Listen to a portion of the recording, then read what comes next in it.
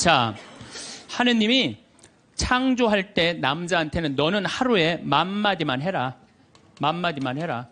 창조할 때 그렇게 창조하신 거예요. 10,000마디만 하라고. 여자는 하루에 너는 25,000마디 해라. 25,000마디 해라. 그런데 나는 이렇게 강의를 하면 10만 마디를 해. 10만 마디. 10만 마디라니까 사실은 난 사제관에 우리 생태마을에서 강의하고 사제관에 딱 밥 먹으러 저녁에 내려가잖아요. 한마디도 하기 싫어요. 한마디. 근데 우리 밥 해주는 자매님이 밥하고 난 다음에 뭐 이런저런 얘기할 거 아니에요. 뭐 개도 내가 5마리 키우니까 개 얘기도 하고 뭐 좀 대꾸하기가 싫은 거예요. 그래서 한동안 대꾸를 안 했어요. 대꾸를 안 하니까 굉장히 기분이 나쁘잖아요. 신부님이 대꾸를 안 하니까 안 되겠더라고요. 그래서 하루는 불러서 내가 얘기를 했어요.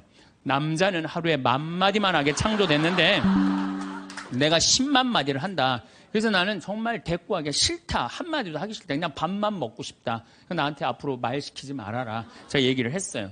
얘기를 했는데도 그래도 우리 자매님도 여자인지라 말을 하잖아요. 그럼 막 말을 하는데 내가 얘기했는데도 말하니까 신경질을 하잖아요. 내가 인상을 딱 쓰면은 자매님이 한마디예요. 신부님 대꾸하라는 게 아니야. 그냥 나 떠드는 거니까 그냥 밥만 먹으라는 거야.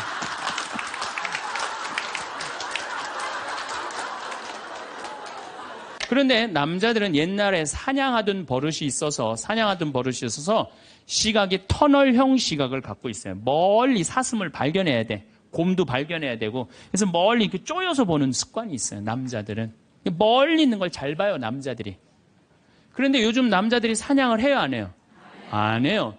쪼여 보는 습관은 있는데 사냥을 안 하니까 요걸 남자들이 어디다 쓰냐면 잔치집에 가면은 이쁜 여자가 있으면 그걸 쪼여서 봐요. 금방 누구한테 들켜요? 마누라한테 들키는 거예요. 이쁜 여자 처음 보냐고. 어떻게 알았지? 왜 몰라? 이렇게 쪼여서 보고 있는데. 그래서 참 재미난 통계가 있어요. 부부가 같이 잔치집에 가면 남자는 3명 내지 4명밖에 모른대. 온 사람. 그 사람 왔었어? 이런데요. 나는 뭐 기억이 없는데? 기억이 없지. 당연히 이거 쪼이고 계속 보고 있었으니까. 근데 여자는 시각이 180도라 다 본대요. 다. 그 남자 넥타이를 몸에 고왔고 시계를 못 차고 왔는까지 다 한다는 거예요. 여자. 그래서 보통 정신적인 바람을 피는 걸 보면은 남자는 3명 정도 피는데 여자 한 30명 정도 이미 피고 들어와요. 또 말귀를 못 알아듣는 사람도 너무 많아. 아까도 말씀드렸지만 우리 생태마을에 전화해갖고 많은 분들이 그렇습니다. 거기 생태마을이죠? 네, 생태마을입니다. 생태 팔아요. 이런 분들 너무 많아요. 생태 팔아요. 그래서 우리는 생태 파는 데가 아닙니다. 그러면 그쪽에서 뭐라고 그러냐면은 황태만 취급하세요. 그래요. 황태만 취급하세요. 그래서 우리는 생태 파는 데도 아니고 황태 파는 데도 아니고 천주교 피정집입니다. 그러면은 저쪽에서 뭐라고 그러냐면은 피족에만 취급하신다고요? 말귀 못 알아듣는 경우 참 많은 것 같아요. 그래서 서로 갈등이 생겨요. 똑같은 말을 듣고도 완전히 다르게 알아듣는 경우도 너무너무 많아요. 아니 신부님이 강론 때 하느님 만나러 오는 건 축제다. 그러니까 주일날 옷 이쁘게 입고 와라. 깨끗한 옷 입고 와라. 가끔 그런 말 하잖아요. 그래서 나도 정말로 예쁜 옷을 입고 가야지. 그래갖고 예쁜 옷을 입고 성당에 왔어. 근데 딱 자매 하나가 한다는 소리가 누굴 또 홀리려고 여시같이 입고 왔어. 꼭 그렇게 말하는 사람들이 있어요. 그렇죠? 기둥뿌리 뽑았냐? 뭐 개 탔냐? 뭐 이래갖고 아주 상처를 주는 분들이 있어요. 입만 열면은 상대방 무시하고 가슴에 아픈 거를 이렇게 심어주는 분들이 참 많습니다. 말에는요, 가는 말이 고와야 오는 말이 고와요. 한 10년 만에 한 60에 헤어졌는데 70에 만났어. 내 친구가 한다는 소리가 야, 너 10년 동안 안 보는 동안 팍싹 늙었다. 그러면은 이쪽에서 팍싹 늙었다고 말들은 이 사람은 너 10년 동안 안 보는 동안 팍싹 늙었다. 그런 친구한테 뭐라고 그럴 것 같아요? 너도 만만치 않아. 가는 말이 고와야 오는 말이 고운 거예요. 제가 신학교 1학년 때 주일학교, 중고등학교 아이들을 데리고 한 20명 정도를 데리고, 200명 정도를 데리고 여름 캠프를 갔어요. 우리 때는 4박 5일 가고 그랬어요. 섬강이라는 데를 갔는데, 애들이 이제 수요일 날 이제 세 번째 날 전부 이제 강에 들어가는 프로그램이야. 근데 여선생 하나가 고개를 꼬고 안 들어가는 거예요.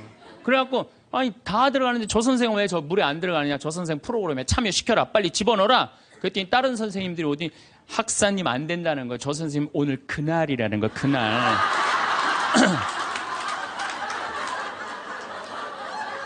근데 내가 신학교 1학년이 그날이 뭔지 어떻게 알아요? 그래서 내가 물어봤어요. 그날이 뭔데? 학사님 오늘 저 선생님 그날이라 안 된다니. 오늘 물에 들어가는 날 지금 그날이 뭔데?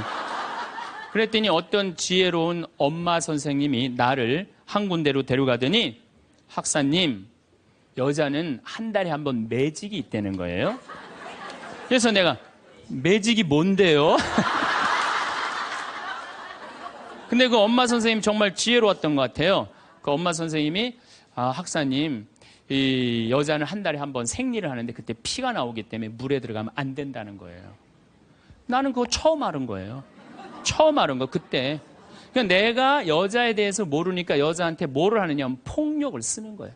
폭력을. 근데 이런 일들이 집안에서 수도 없이 일어나요. 남자는 여자를 이해하지 못해서 폭력을 쓰고 여자는 남자를 이해하지 못해서 폭력을 쓰고 그래서 서로 답답하다고 싸울 때 보면 크크크 치치치 크크크 이러고 싸워요. 우리 인간이 살아가면서 말처럼 중요한 게 없는 것 같아요. 이 식구들도 말이 통해야지 식구 같아요.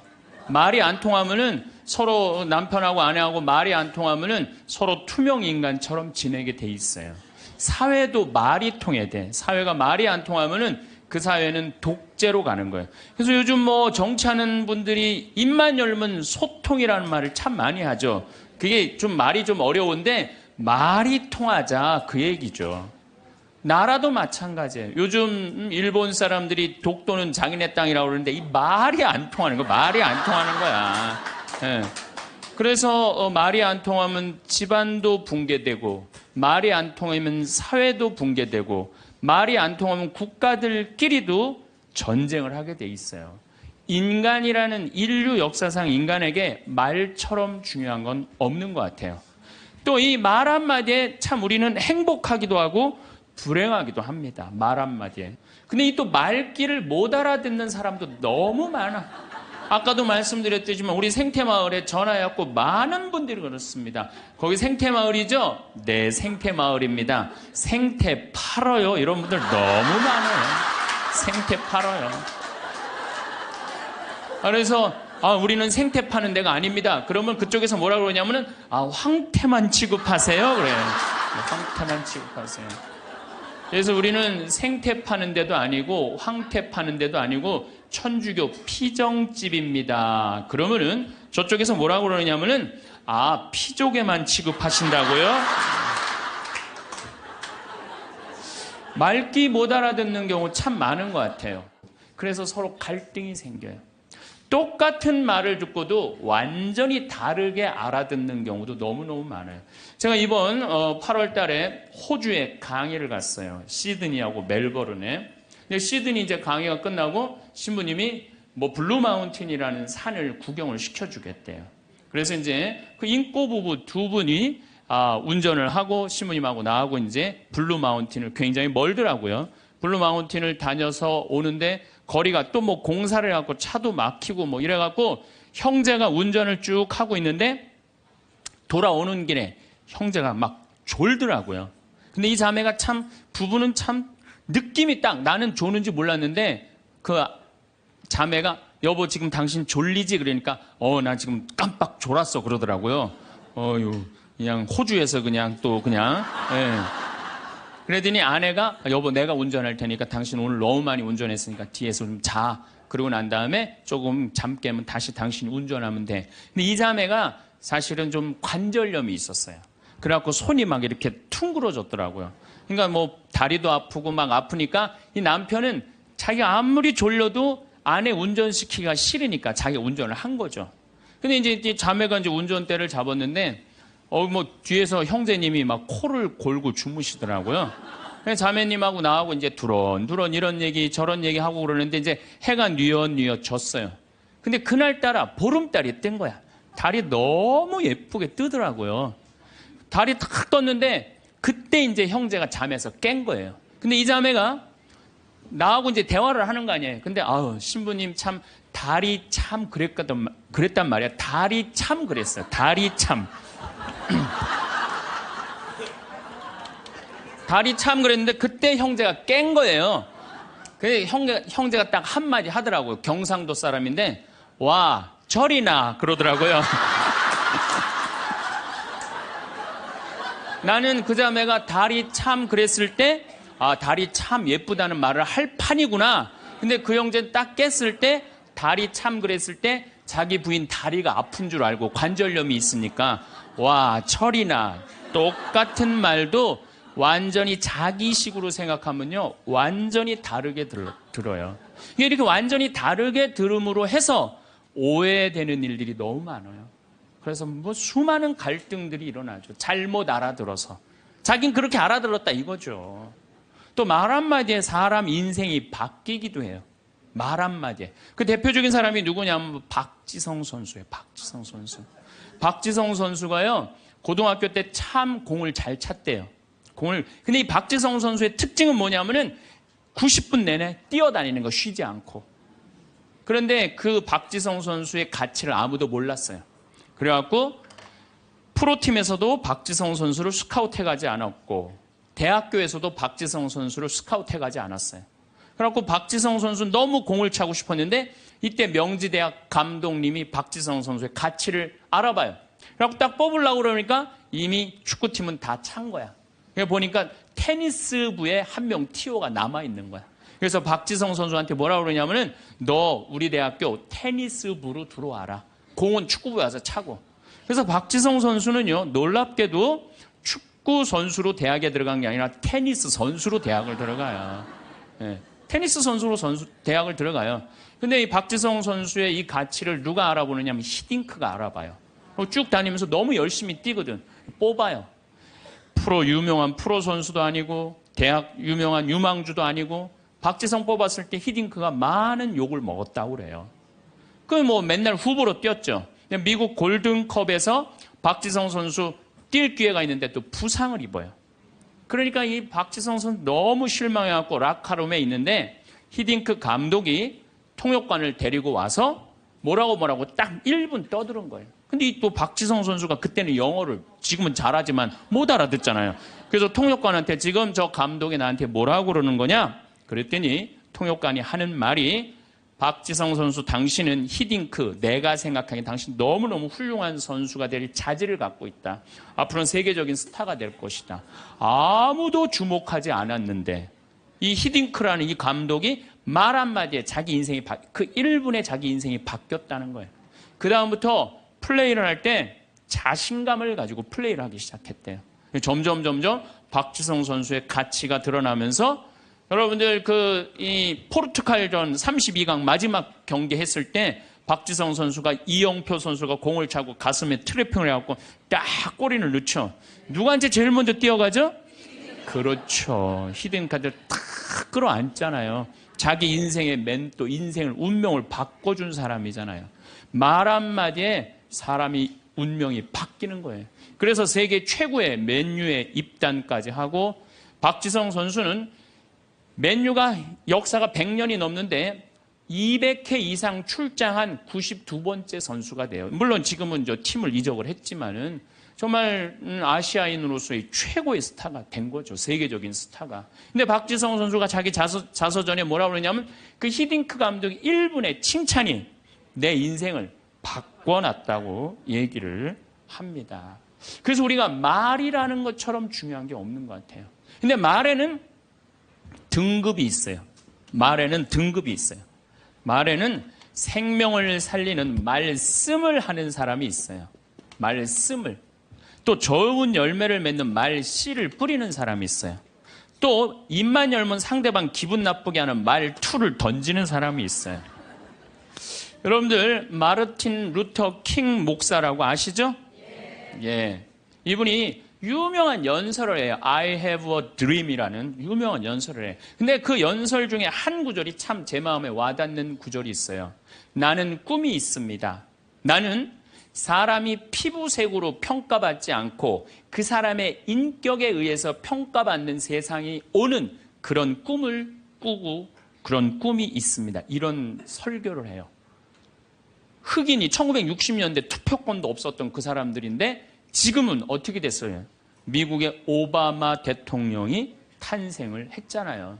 이 명연설, 이건 정말 생명을 살리는 말씀이에요. 말씀. 또 내가 천주교 신자야. 나 사는 게 너무 힘들어. 그냥 사랑도 안 되고 사업도 안 되고 그냥 자식도 안 되고 다 안 돼. 죽어야 되겠다. 내가 이제 이렇게 사느니 차라리 죽는 게 낫다. 그래갖고 죽기 전에 그래도 내가 천주교 신자니까 마지막으로 미사 참여를 하고 죽어야 되겠다. 그래서 마지막 주일날 저녁 미사를 이제 참여를 했어. 근데 그날따라 신부님 강론 말씀이 어쩌면 내 마음을 그렇게 잘 이해를 하고 나를 위로하고 나한테 용기를 주고 나한테 희망을 심어주는 강론 말씀을 했어. 근데 그 말씀을 듣고 마음이 바뀌었어. 성당문을 탁 열고 나갈 때 내가 왜 죽어? 이 좋은 세상.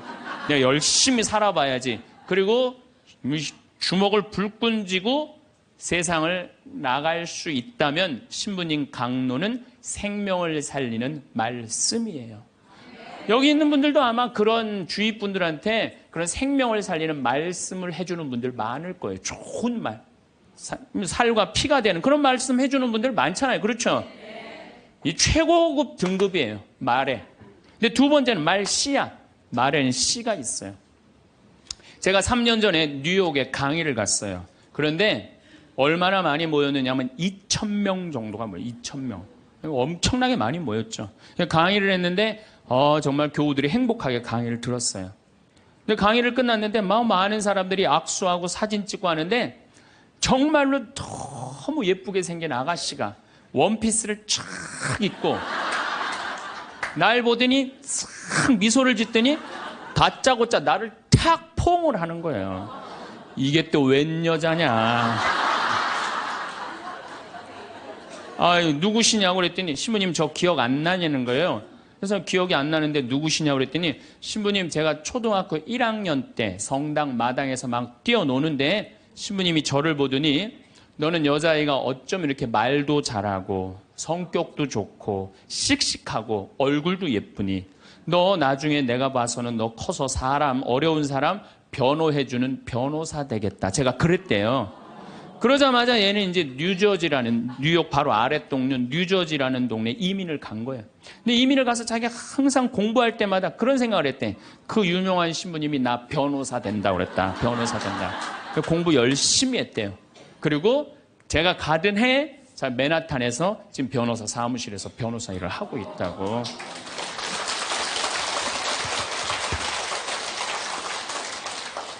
내가 무심결에 뿌린 씨인데 15년 후에 변호사라는 열매가 맺어지더라고요. 또 작년엔 제가 LA에 강의를 갔어요. LA라고 그러는 거 아니래요. LA라고 발음해야 되는데 LA라고. 네. 근데 LA에 강의를 갔는데 이번에는 더 많이 왔어요. 한 2,500명 정도가 왔어요. 강의가 끝나고 정말 수많은 분들하고 인사하고 악수하고 사진 찍고 하는데 이번엔 정말 잘생긴 남자아이야. 잘생긴 남자아이가 나한테 오더니 인사를 하는 거예요. 신부님 감사하다는 거예요. 그래서 뭐가 감사하냐고. 신부님 제가 평택 비전동 본당에 있을 때 제가 초등학교였는데 신부님 그때 내 손가락을 보더니 너는 남자의 손가락이 이렇게 섬세한 걸로 봐서 너 나중에 커서 사람 살리는 수술외과 의사가 될 것 같다. 제가 그랬대요. 그러자마자 얘는 이제 LA로 이민을 간 거예요. LA로 이민을 간 거예요. 그래서 공부할 때 항상 손가락을 보고 그런 생각을 했대요. 이 손이 사람을 살리는 손이 된다. 공부 열심히 했대요. 그리고 자기는 지금 UCLA 의대 수술외과 집도의라고 감사하다고 신부님 덕에 내가 이렇게 좋은 의사가 돼서. 그래서 좀 깜짝 놀랐어요. 난 그렇게 말했던 기억이 안 나는데 우리가 어린아이한테 무심코 뿌린 씨가요 그게 인생을 결정짓는 경우가 참 많아요. 근데 이 말투가 있어. 애를 보고, 애들이 얼마나 사랑스럽고 귀해요. 근데 애를 보고 핸대는 소리가, 엄마 아빠한테 핸대는 소리가 장군감이나 이러면 얼마나 좋아. 얘 견종 많이 들겠다. 이 말투를 던지는 분들 참 많아요. 기분 나쁘게 말투 던지는 분들. 근데 우리는 말투가 너무 많아요. 이 말투를 누구끼리 제일 험하게 하느냐? 부부끼리 제일 험하게, 부부끼리. 어떤 부부가 길을 가다가 남편이 저길 보니까 길을 건너는데 이제 어떤 젊은 여자가 서울 나와 보니까 정말 난 평창에서 생전 그런 거 구경 못하는데 아가씨들이 정말 쭉쭉 빵빵 반바지 입으면 그냥 다리도 어쩜 저렇게 미끈해. 그냥 미니스커트를 입은 아가씨 허벅지 구경하느냐고 트럭 지나가는 걸 못 봐요. 이 남자가 부부가 가는데 트럭이 딱 급브레이크를 딱 잡은 거예요. 트럭 기사가 창문을 열더니 야 이놈의 새끼야 눈 어디다 뜨고 다니냐. 너 지금 저 여자 보느냐고 차 지나가는 거 못 봤잖아. 너 치면은 내 팔자 망친다.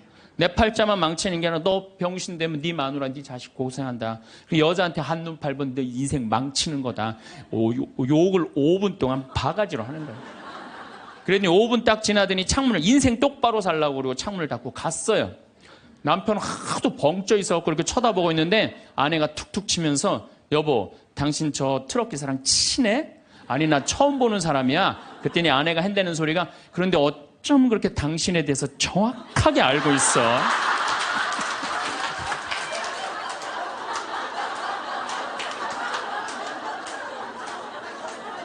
여러분들 그런 경우 많지 않아요? 남편한테 무슨 말을 하면 저 남편이 가슴 아플까? 이것만 골라서 하는 분들 많아요.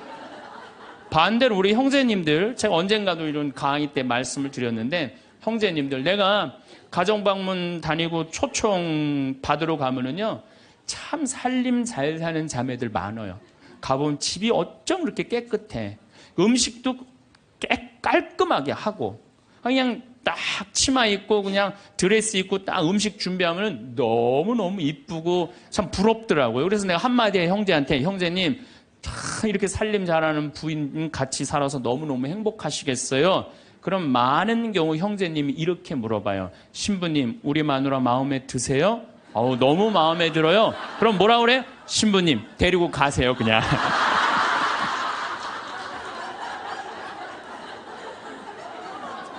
말투야. 우리 마누라 신부님 마음도 예뻐요. 이렇게 얘기하면 얼마나 좋아. 근데 부부끼리 서로 상처나는 말을 골라서 해요. 골라서. 말투죠. 여러분들 자식들한테도 어때요? 애가 공부 좀 못하면 속상하잖아요.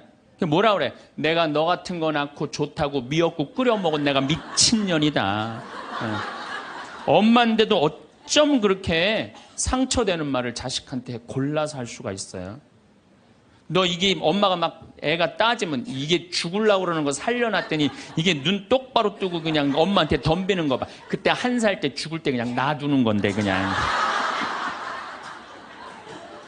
그냥 애들 가슴에 멍을 들게 하는 분들이 많아요. 집에서도 부부끼리 말이 통해야 돼. 근데 여러분들 부부끼리 답답할 때 많죠? 말 안 통해갖고. 그럴 때 싸울 때 어떻게 싸워요? 크크크 치치치 크크크 이러고 싸우지 않아요? 싸울 때 보면은 그런 부부들 많아요. 그런 부부들. 그런데 기왕 하는 말인데 예쁘게 하면 어디 덧나요? 기왕 하는 말인데 예쁘게 하면 어디 덧나요? 그런데 2009년에 MBC에서 참 재미난 실험을 했어요. 한글날을 기해서 밥 있죠. 우리가 먹는 밥. 이 밥을 줘서 한쪽 아나운서들한테는 밥아 고마워 사랑해 보고 싶었어 이렇게 말하라고 그런 거예요.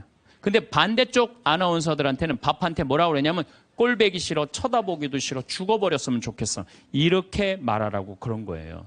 그런데 한 달이 지나고 가서 봤는데 놀라운 일이 벌어진 거예요. 봐봐, 고마워, 사랑해, 너 때문에 내가 살아. 이렇게 말한 밥은 향기가 나는 하얀 누룩이 핀 거예요. 그런데 쳐다보기 싫어, 꼴배기 싫어, 죽어버렸으면 좋겠어. 이렇게 말한 밥은 미워. 이렇게 말한 밥은 새카맣게 썩은 냄새가 나는 새카맣게. 향기가 나는 누룩. 여러분들 쳐보세요. 그 실험이 나와요. 향기가 나는 누룩, 완전히 썩어버린 밥. 밥도 고맙다, 이쁘다, 감사다 이러면 향기가 나는데 사람은 어떨 것 같아? 사람. 내가 혼배를 한 200상, 300상 정도 해줬어요. 200상, 300상 정도 해줬는데 혼배를 할 때 내 느끼는 게 어쩜 그렇게 신부들이 하나같이 다 이뻐. 안 이쁜 신부가 없어요. 안 이쁜 신부가. 왜 이쁠까요? 남자가 데이트할 때 뭐라 그래? 보고 싶었어. 사랑해. 난 너 없으면 난 안 될 것 같아. 난 너 없으면 죽을 것 같아. 난 네가 원하는 건 다 해줄 수 있어. 말해봐, 원하는 거. 별을 따다 줄까? 달을 따다 줄까? 그럼 여자가 반짝반짝 웃어야 안 웃어요? 반짝반짝. 그 상태에서 결혼하는 거예요. 그래서 신랑 신부들을 보면 그렇게 예쁘고 잘생겨요. 근데 그렇게 예쁘고 잘생긴 신랑 신부를 혼배를 시켜줬는데 10년이 지나고 나면요, 그 이쁜 얼굴이 온데간데 없어져요. 막 기미도 끼고 막 주근깨도 얼굴에 보이고. 왜 그럴까요? 남편이 뭐라고 그럴 것 같아? 그때 내가 눈이 뼈서 너랑 결혼한 거다. 내가 그때 미쳤었다. 나가 죽어라. 우리 이혼하자. 이런 얘기 10년 들으면요, 아무리 예쁜 여자도요, 얼굴 망가지게 돼 있어요. 아무리 예쁜 여자라도. 제가 이렇게 한 50, 60쯤 되신 분들이 그런 게 분명해요. 50, 60 되신 분들 중에 이목구비가 뚜렷하지 않아. 뭐 이쁜 구석이 별로 없는데도 이상하게 이쁜 여자들이 있어요. 이상하게 이쁜 여자들이. 그런 여자들은 어떤 여자들일까요? 남편이 당신 어쩜 가면 갈수록 어쩜 더 이뻐져. 우리 색시가 세상에서 난 제일 이뻐. 당신 사랑해. 고마워. 이런 얘기 20년 들으면은요, 이목구비가 뚜렷하지 않아도요, 이상하게 이뻐져요. 그런데 쌍꺼풀도 분명하고 코도 오똑하고 입술도 도톰한데 50, 60 되신 분들 중에 무섭게 생긴 분들이 계세요. 이목구비가 뚜렷한데도 무섭게 생긴 분들이 계세요.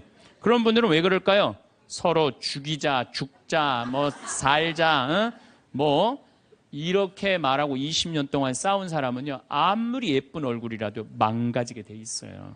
사람은요, 어떤 말을 듣느냐에 따라서 이쁘고 이쁘지 않는 게 결정이 되는 거예요. 여러분들 남편한테, 아내한테도 그렇지만 자식한테도 뭐라 그래? 너는 내 자식이 아니라 왼수다. 나가 되져라. 이런 썩을 놈. 그러면은 자식이 어떻게 될까요? 왼수가 되고요, 바깥에 나가 돌아다니게 되고요, 썩게 돼 있어요. 근데 우리는 엄마들 자식 뜻대로 안 된다고 속상할 때 말을 함부로 하죠. 여러분들 생각을 해봐요. 우리 아들이 있어. 공부 좀 못해. 공부 못하면 어때요? 나는 공부 잘하는 거 그렇게 훌륭하다고 생각 안 해요. 근데 우리는 공부를 못하면 대한민국은 죄인 취급하잖아요.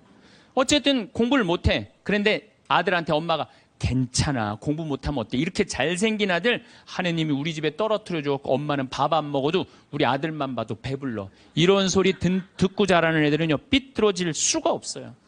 딸 보고도 이렇게 이쁜 딸 혼자 보기 너무 아깝다. 어쩜 이렇게 이쁜 딸이, 얘네들 삐뚤어질 수가 없어요. 남편도 아침에 출근할 때 이렇게 잘생긴 남편 어떻게 보내? 여보, 내가 나가서 버릴 테니까 당신 집에 있어.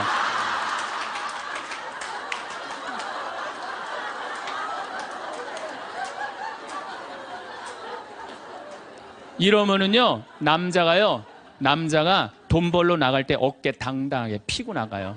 근데 남편 출근할 때 뒷꼭지 대고 오늘 그 돈 안 갖고 들어오려면 집에 들어올 생각 꿈도 꾸지 말라고. 그럼 남자는요, 나가서 어깨 피고 돈 못 벌어요. 말에 복이 있는 거야.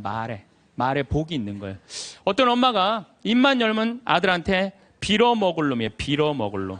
야, 이 빌어먹을 놈아, 밥 처먹어라. 얘인데 초등학교 1학년 때 반에서 1등을 했어. 근데 엄마가 한다는 소리, 빌어먹을 놈 공부 잘하네? 삶이 힘들었나 봐요. 서울대 법대를 합격을 했어. 그랬더니 엄마가 한다는 소리, 우리 빌어먹을 놈 드디어 큰일 해냈네. 근데 엄마는 그리고 돌아가셨어요. 돌아가셨는데 이 아들이 사법고시를 아무리 봐도 안 되는 거예요. 회사에 원서를 넣어도 안 되고, 선을 봐도 퇴짜 받고, 잘생기고 서울대 법대 나왔는데. 그래서 이상원이라는 그 장명하는 사람한테 가서 물어봤어요. 내 인생이 왜 이러는지 난 모르겠다고. 당신 쭉 살아오면서 무슨 얘기를 많이 듣고 살았느냐? 가만히 생각해보니까 엄마가 입만 열면은 빌어먹을 놈이라고. 그러니까 이 사람은 잘 안 되니까 동료 판사, 변호사, 검사한테 빌어먹기 시작한 거예요. 그게 당신 인생의 몸에 밴 거다. 내가 당신 관상을 보니까 당신은 빌어먹을 놈이 아니라 벌어먹을 상이다. 벌어먹을 상이다. 그래, 내가 왜 빌어먹을 놈이야? 내가 서울대 법대까지 나왔는데 과외를 시작했어요.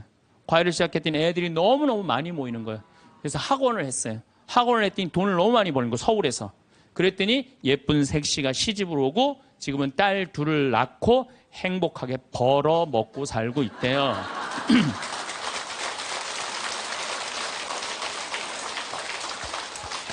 말 한마디에요. 사람 운명이 갈리는 거예요. 말 한마디에.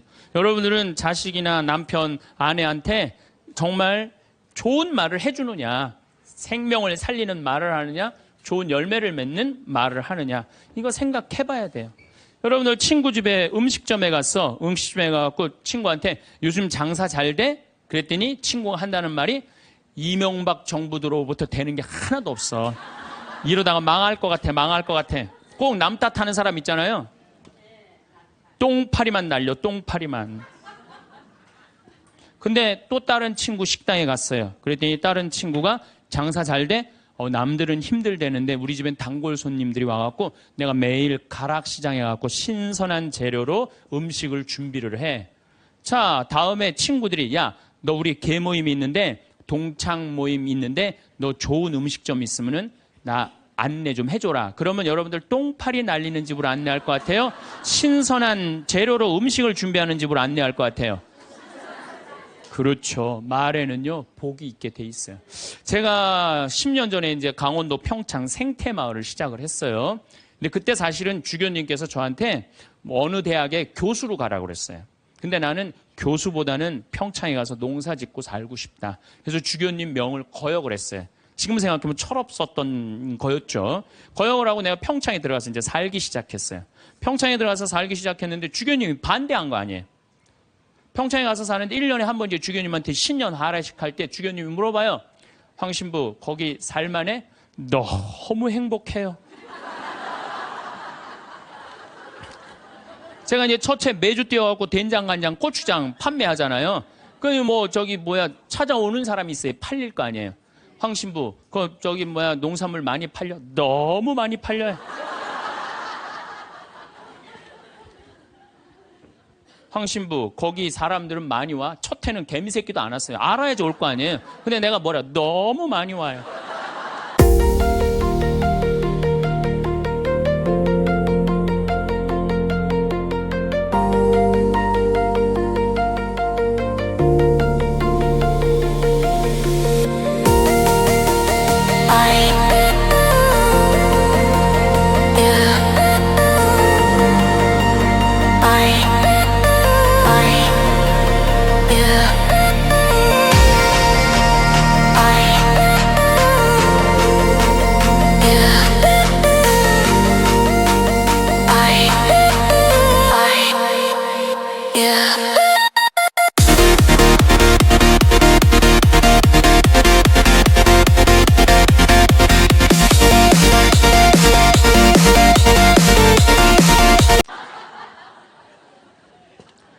저는 제가 생태마을에 살면서 한 번도 생태마을이 사는 게 힘들다, 지겹다, 나 빨리 본당 내보내줘라 그런 소리 한 적이 한 번도 없어요. 그리고 내가 방송에 나가서든 어디 강의 가서든 나는 평창에 사는 게 너무 행복하다. 밤하늘에 별도 예쁘고 요즘은 또 이 물이 풍부해갖고 아침에 물 한 개가 피면요 아침에 일어나면 기가 막혀요. 네. 내가 좋다, 아름답다는 얘기만 하니까 강의 듣는 사람들이 무슨 생각할 것 같아요? 한번 가봐야지. 한번 가봐야지. 그러니까 첫 해는 1000명 정도밖에 안 왔는데 작년에는 3만 명이 오르더니 올해는 4만 명까지 지금 왔어요. 4만 명. 사람들이 너무 많이 오는 거예요. 말이 뭐를 불러일으켜? 복을 불러일으키는 거, 복을. 근데 우리 직원들한테도 올 연초에도 회의할 때 그랬어요. 올해 느낌이 너무 좋아. 대박 터질 것 같아. 너희들 열심히 준비해. 근데 내가 우리 직원들한테 회의할 때 니네들 이렇게 하면 망한다. 니네들 똑바로 해. 망할 것 같으니까 똑바로 해. 그럼 이 직원들은요. 집에 가갖고 직장 알아봐요. 곧 망할 직장에 마음이 가겠어요? 그런데 올해 대박 터질 것 같아. 마음이요, 벌써 놓이는 거예요. 그래서 내가 우리 직원들한테 8월 말까지 예약이 2월 달에 참으면 내가 니네들 유럽 저기 뭐 기차 여행 데리고 갈게. 내가 그랬어요. 그랬는데 12월까지 예약이 꽉 찬 거예요. 그래갖고 오늘 이 여행 저기 보증금 내라고 왔어요. 그래서 23명 우리 직원들 데리고 내년 유럽에 다 가요. 예.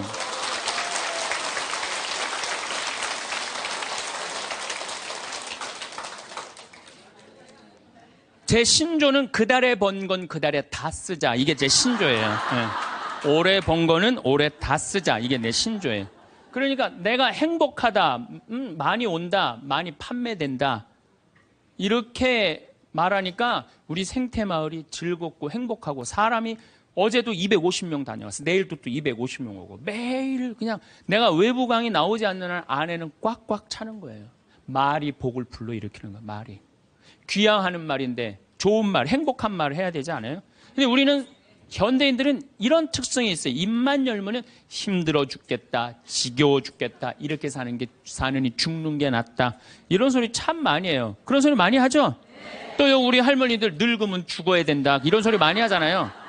죽으면서 그런 소리 하면은 이쁘긴 하는데 죽지도 않으면서 그냥 늙으면 죽어야 된다.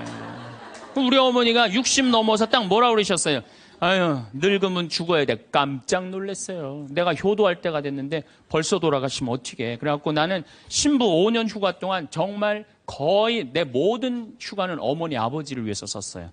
뭐 성주순례, 이스라엘, 그 다음에 또 무슨 우리나라 좋대는데 금강산, 무슨 백두산 다 모시고 갔다 왔어요. 죽는다니까 빨리 갔다 와야 될 거 아니에요. 빨리 갔다 와야 될 거 아니야. 그런데 그렇게 60 넘어서 늙으면 죽어야 돼. 그 소리를 했는데 깜짝 놀랐는데 요즘은 그 소리 들으면 신경질 난다니까요. 그 소리 하신 지 20년이 지났어요. 20년. 갈 생각을 안 하세요. 아버지는 피부가 더 뺑뺑하고 어머니도 더 고와지세요. 그러니까 죽지도 않을 거면서 힘들어 죽겠다, 지겨워 죽겠다, 사는 게 지겹다. 이게 말이 안 된다는 거죠. 복을 차는 거예요. 여러분들 2년 전인가 우리 서울교구 시각장애우들 100분이 우리 생태마을에 오셨어요.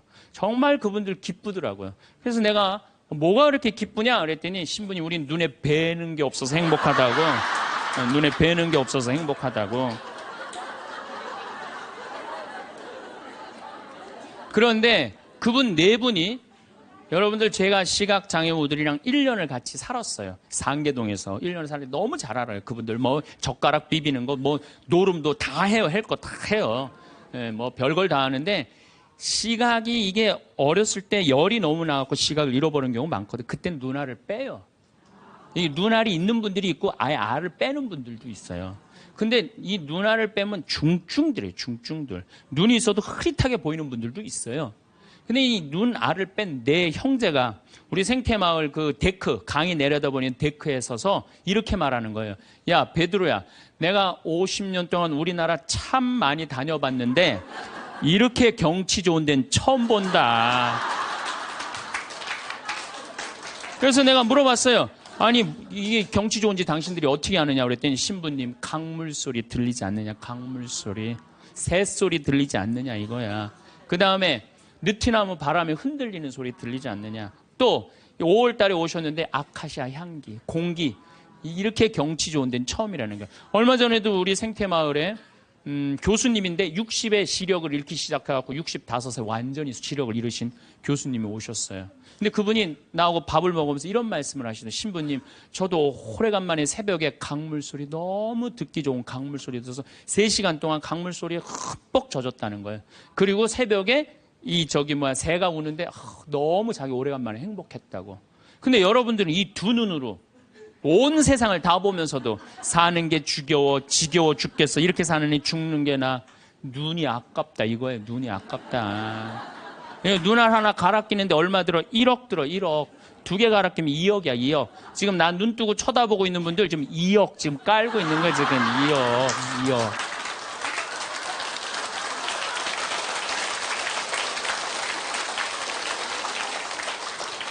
심장 하나 갈아 끼는데 5천, 간 갈아 끼는데 7천, 신장 갈아 끼는데 3천이에요. 그럼 이거 3억 5천이에요. 3억 5천. 여러분들 팔 하나 이거 의족으로 갈아 끼는데 400이에요. 양팔 800, 양다리 1600. 대충 따지면 여러분 한 5억 정도 되는 거예요. 그리고 더욱이 여기 지금 걸어오신 분은요, 적어도 5억짜리로 지금 끌고 온 거예요. 5억을 갖고. 그리고 여러분들 그 눈, 다리, 손가락, 발가락 다 붙어있는 식구 4명이 밥을 먹으면은요, 20억이 앉아서 먹는 거, 20억이 앉아서.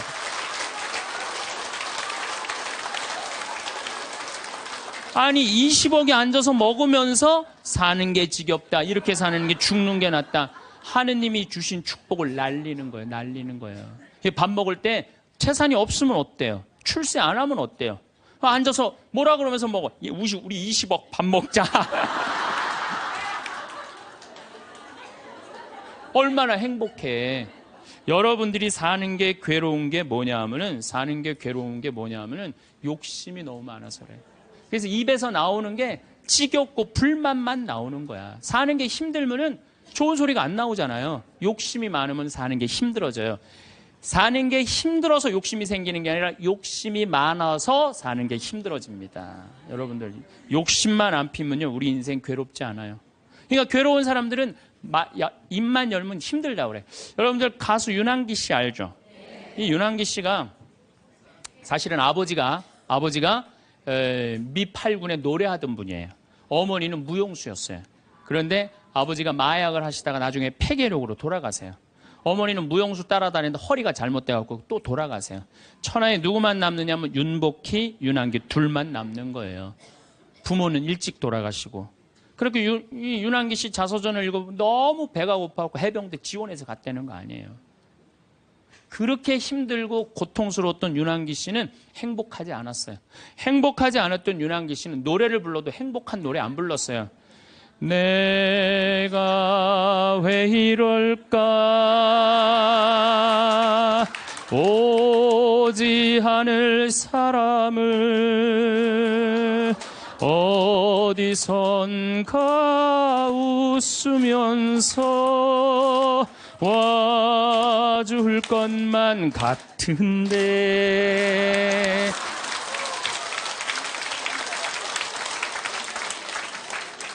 행복하지 않았기 때문에 노래를 불러도 행복한 노래를 안 불렀어요. 처음에는.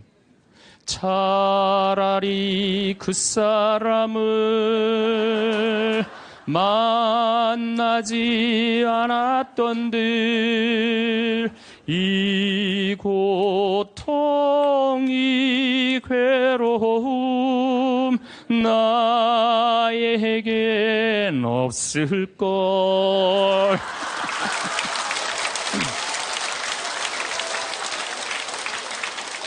행복하지 않았기 때문에 노래도 행복한 노래가 안 나왔던 거죠. 나는 어떡하라고 이런 노래만 불렀어요. 이런 노래만. 예. 너무합니다. 이것도 김수희 씨가 불렀지만 곡은 윤한기 씨가 쓴 거예요. 전부 행복한 곡이 하나도 없었어요. 근데 76년에 윤한기 씨는 하나님을 믿기 시작해요. 76년에 하나님을 믿기 시작해요. 그러면서 삶이 바뀌기 시작해요. 79년에 윤한기 씨, 윤복희 씨가 사랑이 뭐가 잘못되고 굉장히 괴로워해요. 그때 동생을 위해서 이사야전서 37장을 묵상하다가 갑자기 곡을 안 했어요.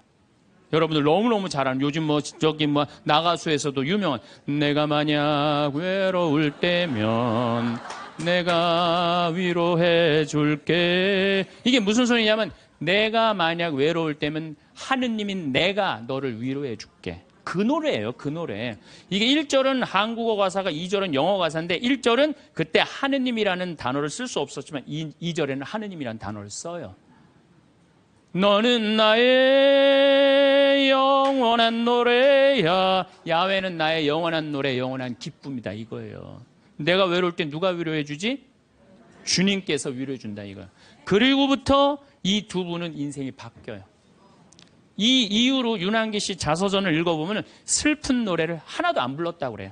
아까도 이야기했지만 나는 행복합니다. 나는 행복합니다. 나는 행복합니다. 정말 정말 행복합니다. 그 다음 가사가 뭐냐면 기다리던 그날이 왔어요. 어깨를 활짝 펴고 우리 함께 웃어봐요. 즐겁게 살아봐요. 그런 내용이에요.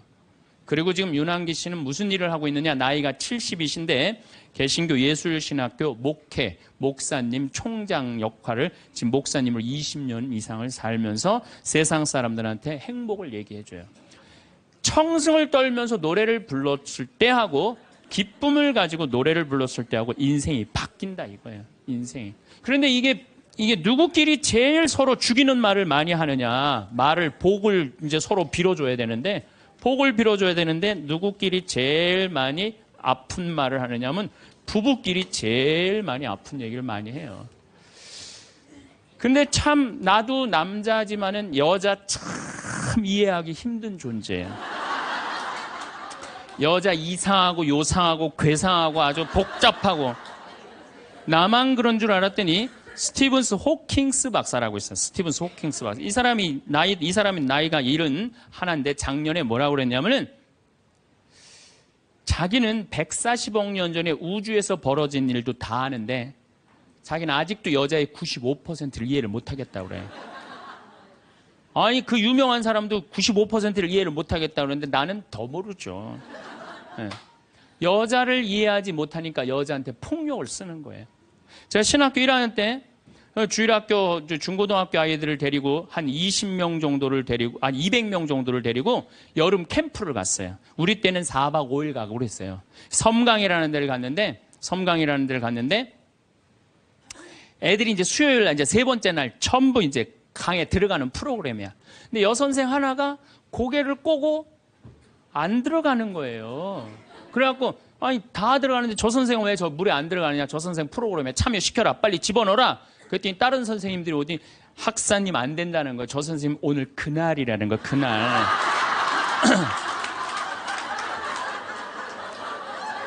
그러니까 여자에 대한 생물학적 특징을 알아야 되고 남자에 대한 생물학적 특징을 알아야 되는데 그거에 대해서 서로 모르는 거예요. 근데 이제는 알아야 돼요. 왜 알아야 되느냐 하면은 옛날에는 남자하고 여자하고 20살에 결혼해갖고 50살에 죽었어요. 남자, 여자. 20살에 결혼해갖고 애 한 10 낳다 보면요. 애 낳다가 죽어요. 남자는 애 키우다 죽어요. 갈등이 있을 수가 없어요. 부부라고 그러지만은 한 집에 살지도 않아. 안사람, 바깥사람. 그러고 그냥 사는 거예요. 근데 요즘은 안 죽어. 100살까지. 남자, 여자가 50살서부터 100살까지 서로 이해도 못하면서 한 집에서 50년을 사는 거예요. 서로를 이해를 못하면서. 그러니까 말이 어떤 말이 나와? 상대방한테 가슴에 멍을 들게 하는 말이 나오는 거예요. 멍이 들게 하는 말을. 그래서 다음 시간에는 과연 우리 남자, 여자가 도대체 어떤 특징을 갖고 있기 때문에 서로 크크크 치치치 카카카 하고 싸우는지 왜 남자 여자가 서로 으르렁거리면서 잡아먹을 듯이 싸우는지 그 이야기를 다음 시간에 하도록 하겠습니다. 감사합니다. 우리 인간은 말이라는 것처럼 중요한 게 없는데 이 말을 잘 사용하느냐 사용하지 못하느냐에 따라서 그 공동체가 행복하기도 하고 그 공동체가 불행하기도 합니다. 내가 또 복을 불러오는 말을 하는 사람이 있고 복을 차는 말을 하는 사람도 있습니다. 그래서 과연 나는 생명을 살리는 말씀을 하는 사람인가? 좋은 열매를 맺는 말씨를 뿌리는 사람인가? 아니면 입만 열무는 기분 나쁘게 하는 말투를 던지는 사람인가? 이 이야기를 나누고 있습니다. 근데 이게 부부끼리 가장 많은 상처를 주는 것 같아요. 지난주 끝에도 잠깐 말씀드렸듯이 나도 남자지만 참 여자를 이해하기가 힘들어요. 제가 이렇게 한 2년 전에 제가 위암 수술을 했어요. 그래갖고 이제 이 위를 암 환자들은 온도가 42도가 넘어가면 재발하지도 않고 암이 죽는데요. 그래서 이제 제가 찜질방을 잘 가요. 찜질방을 잘 가는데 아주 뜨거운 찜질방을 잘 가는데 얼굴이 알려졌잖아요. 그래갖고 아는 사람들이 많아요. 그래갖고 수건을 뒤집어 쓰고 찜질방에 가서 앉아 있어요. 한쪽 끝에 조용히 쭈그리고 앉아 있어요. 그러면 이제 아줌마 셋이서 들어와서 수다를 떨기 시작하면은 이해할 수 없는 수다를 떨어요. 아줌마 3명이서 뭐라고 그러냐면 한 아주머니는 자식 얘기해요. 자식 얘기. 그럼 옆에 아주머니가 자식 얘기하면은 그 자식 얘기를 같이 받아줘야 되는데 옆에 아주머니는 그러거나 말거나 자기는 남편 바람핀 얘기해요. 또 옆에 아줌마는 남편 바람핀 얘기 해거나 말거나 자기는 아파트 산 얘기해요. 주제가 다른 세 가지 이야기를 각자 지치지도 않고 30분 동안 계속 하는 거예요. 이해가 안 되더라고요. 우리 남자들은 정치 얘기를 지금 하고 있는데 아내가 여보 우리 애가 자꾸 속을 썩여 그럼 남자 신경질 부려요. 여보 나 지금 정치 얘기 하고 있잖아 지금. 정치 얘기 끝나면은 그 다음에 자식 얘기해. 남자는 한 번에 한 가지 주제만 얘기를 해요. 근데 여자는 동시에 세 가지 얘기를 동시에 하는 거야. 기분도 안 나빠하면서 계속 얘기하는 거예요. 기분도 안 나빠하면서 나는 왜 그런가. 근데 요즘 공부를 해보니까 이해가 되더라고요. 여자는 언어를 관장하는 뇌가 좌뇌에도 있고 우뇌에도 있대요. 머릿속에 말이 꽉 차 있는 거야. 말이 꽉 차 있으니까 말을 해야 돼. 그런데 말은 하긴 해야 되는데 또 들어야 되잖아. 근데 말을 하면서도 귀는 동시에 두 가지를 구분해서 들을 수 있대요. 이게 무슨 얘기냐면은 한 아주머니는 자식 얘기 자기는 입으로 하면서 귀로는 남편 얘기도 듣고 아파트 얘기도 듣는 거야. 무시하는 게 아니야. 그냥 자기 각자 얘기하면서 상대방 얘기도 다 듣는 게 여자예요. 남자는 언어를 관장하는 뇌가 좌뇌 뒤에만 있어요. 좌뇌 뒤에. 그래갖고 남자들이 교통사고가 나갖고 좌뇌를 다치잖아요. 그러면은요 언어 상실이 온대요. 근데 여자가 교통사고 나갖고 좌뇌를 다치잖아요. 좌뇌를 다쳐도 전혀 말하는데 지장이 없대요. 아직도 우뇌가 남아 있어서. 그리고 이런 이 부부가 남자하고 여자하고 부부싸움을 하잖아요. 그럼 남자는 또 흥분을 하면 그나마 좌뇌 뒤에 언어를 관장하는 뇌 기능이 없어져 버린대. 흥분하면.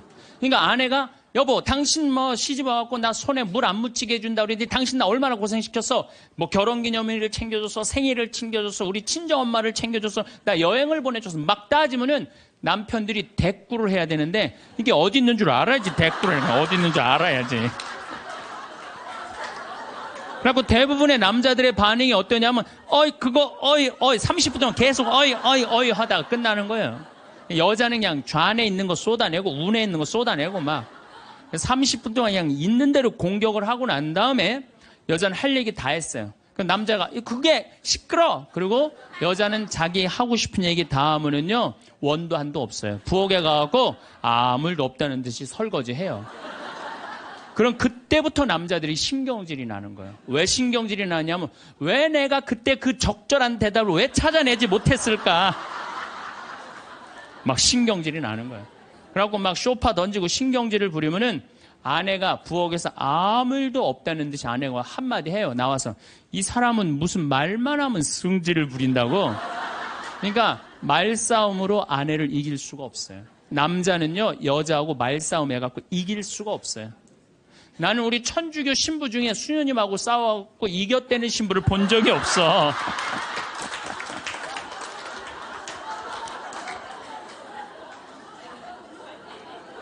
말싸움으로 여자를 이길 수가 없어요. 말싸움으로. 하느님이 창조할 때 남자한테는 너는 하루에 10,000마디만 해라. 10,000마디만 해라. 창조할 때 그렇게 창조하신 거예요. 10,000마디만 하라고. 여자는 하루에 너는 25,000마디 해라. 25,000마디 해라. 그러니까 하느님이 10,000마디만 하라고 창조한 남자는 출근해갖고 직장에 가면 10,000마디 해요. 이 말 저 말 하면은 벌써 10,000마디 끝나. 집에 들어오면 더 이상 말할 수가 없어. 아니 하느님이 10,000마디만 하라고 그래서 10,000마디만 하고 들어온 거야. 집에 들어와서는 더 이상 할 얘기가 없는 거예요. 할 의무 끝냈어. 근데 우리 여기 있는 자매님들도 남편 출근하고 애들 학교 가도 혼자 있으면서도 10,000마디 해요.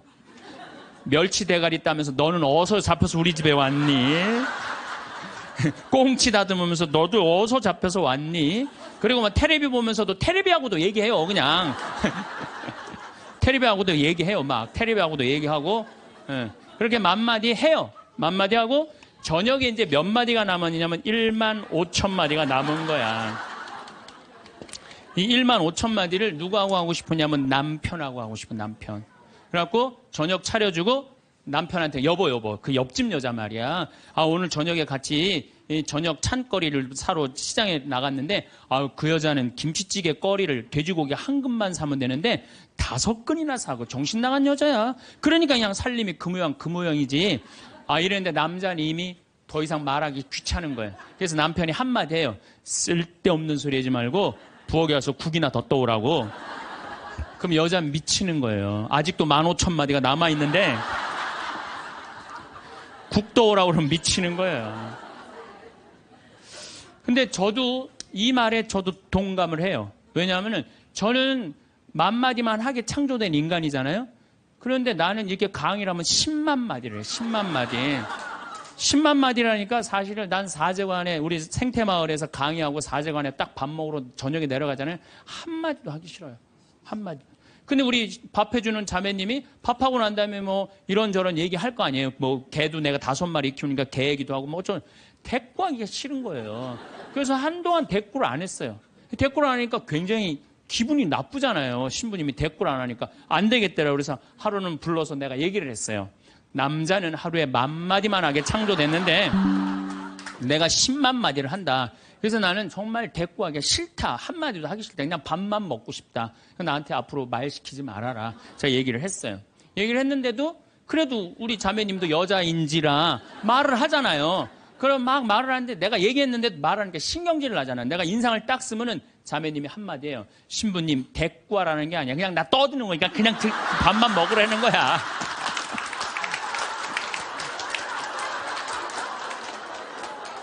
이게 뭐냐면은 이게 합의가 된 거예요.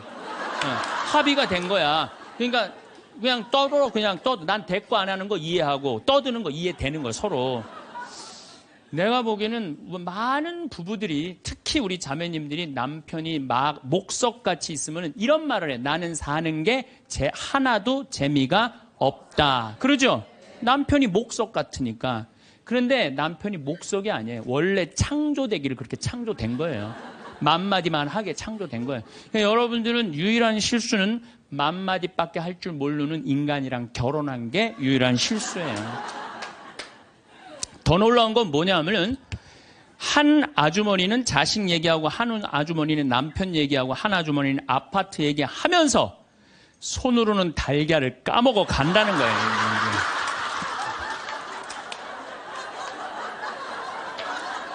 뭐 대단하지 않아요? 달걀. 여러분들 남편한테 이번 추석 때나 뭐 어느 때 한번 시켜보세요. 달걀 좀 까줘 그러면 남편은 어떻게 하는 줄 알아요? 달걀만 까요. 그것만 쳐다보고. 그 말 시키면 남편이 뭐라고 그래요? 지금 달걀 까잖아 지금. 남자는요 한 번에 한 가지밖에 할 줄 몰라요. 동시에 2가지를 못해요. 근데 여자는 특성상 밥 올려놓고 찌개 올려놓고 다듬어야 되고 나물 다듬어야 되고 반찬해야 되고 동시에 여러 가지를 할 수 있어요. 그래서 집에 전화가 오잖아요. 전화가 오면은 아빠가 전화를 받으면 테레비 소리가 크면은 아빠가 한마디 해요. 시끄러워. 테레비 소리 줄여. 그러죠? 또 애들 시끄러우면 아빠 통화하니까 가만히 있으라고 그래요. 그 남자는 전화만 해요. 근데 엄마한테 전화가 오잖아요. 테레비 소리 애들 떠드는 거 전혀 상관없어. 더욱이 어느 정도로 심하냐면 막 통화하면서 텔레비에 딱 어떤 여자가 나오면은 저 여자 이혼했다고 그러더니 나오네.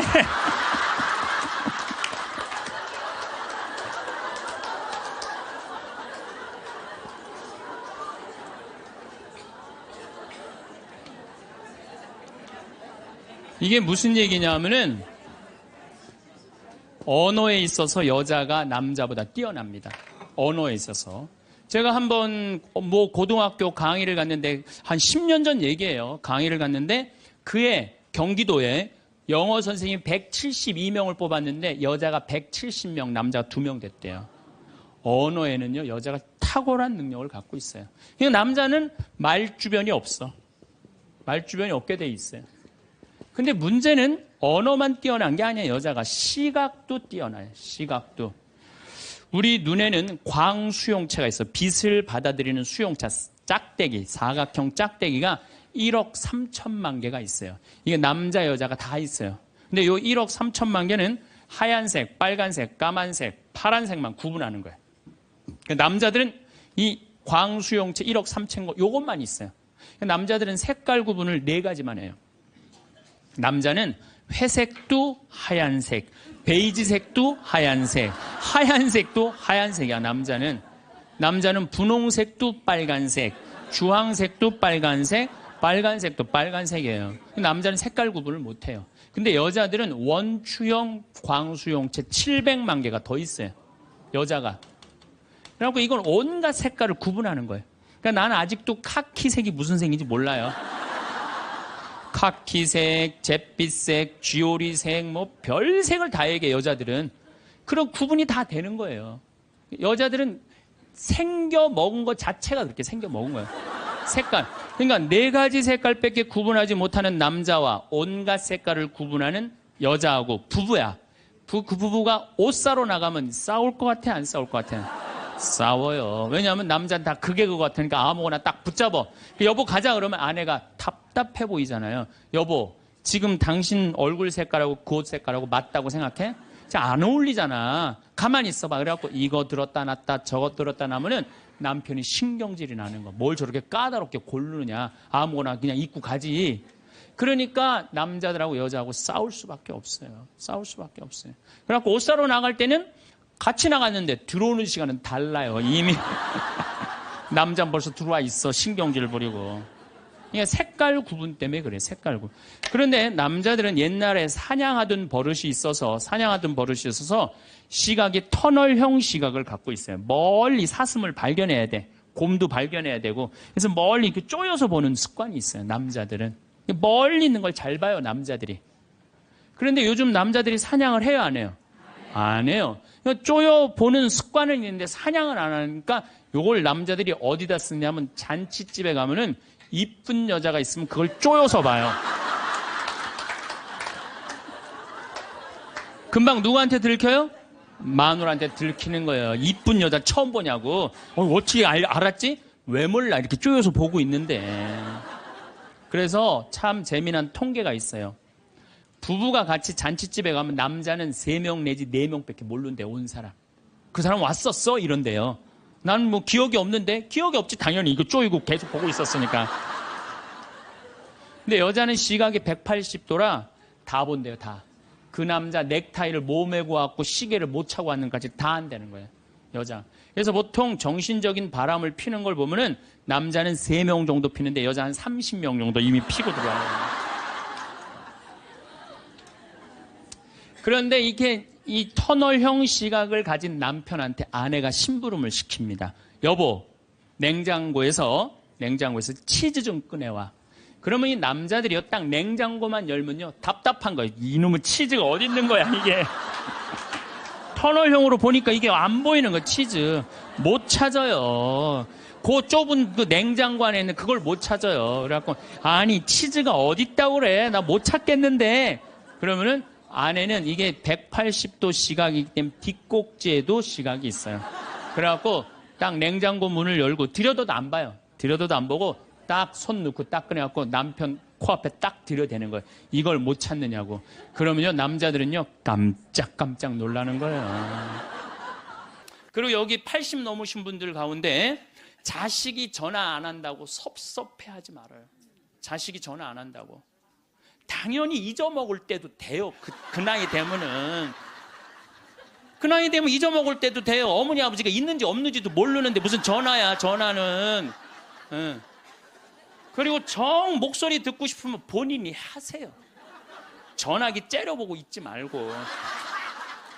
1번 누르면 큰아들, 2번 누르면 작은 아들 나오는데 그걸 못하고 이놈의 새끼들이 손가락이 없어, 발가락이 없어 왜 전화를 안 해. 자기가 하면 되지. 그래서 늙어서는 뭐를 버려야 되느냐면 거지 근성을 버려야 돼요. 누가 나한테 해주겠지, 날 찾아와 주겠지, 이런 생각 절대 하지 말라는 거예요. 근데 저는 이런 생각이 들어요. 대한민국에 지금 70, 80대 되신 분들이 이 나라 일으켜 세운 거예요. 이 나라 일으켜 세우고 고생이란 고생은 다 하고, 그럼 이제 호강할 때도 됐는데 아직도 뭐가 몸에 뱉냐면 나 같은 게 무슨 호강이야, 이런 생각을 하는 분들이 너무 많아요. 그래서 여러분들 제발 집을 나가세요. 네, 네. 집을 무조건 나가야 돼요. 집을 나가야지 집 안에 있으면 안 돼. 그래서 월요일 날은 경복궁 쉬죠. 화요일 날은 경복궁, 수요일 날은 덕수궁, 목요일 날은 창덕궁, 금요일 날은 국립박물관, 토요일 날은 온양온천. 전철 공짜냐. 온양온천 갔다 오고, 일요일 날은 춘천 갔다 오고. 그렇게 계속 돌아다니는 거예요. 계속. 돈 하나도 안 들어요. 다 무료 입장이야. 다 무료 입장. 내가 말하는 데는 다 무료 입장이야. 그렇게 계속 돌아다니다 보면은요, 죽을 때 어떻게 죽는다고? 지쳐서 죽는다니까. 지쳐서. 죽을 때 지쳐서 죽어야 돼. 예전에는 40살, 50살까지 살 때는 치매가 뭔지, 노년의 외로움이 뭔지도 모르고 살았어요. 그런데 이제는 70, 80, 100, 110살까지 살면서 점점 사는 게 재미가 없어져요. 그래서 나이가 들면은 뭐가 드느냐면 무기력증이 든다고 말씀을 드렸어요. 여러분들, 사는 게 재미가 하나도 없고 무기력증에 빠지면 그 다음에 오는 건 우울증이에요. 이제 병으로 발전해요. 우울증이 오고 나면 그 다음에 오는 건 자살밖에 없어요. 그래서 우리나라 그 할머니들, 65세 이상 할머니들 그 우울증을 조사해 보면은 부부가 같이 노년에 살면 우울증이 21% 온대요. 그리고 자식하고 살면 27%가 온대요. 그러니까 여러분들 늙어서 자식들하고 살면은 행복할 것 같죠? 행복하지 않아요. 그러니까 여러분들, 나는 늙어서 자식한테 효도받고 산다? 아니에요.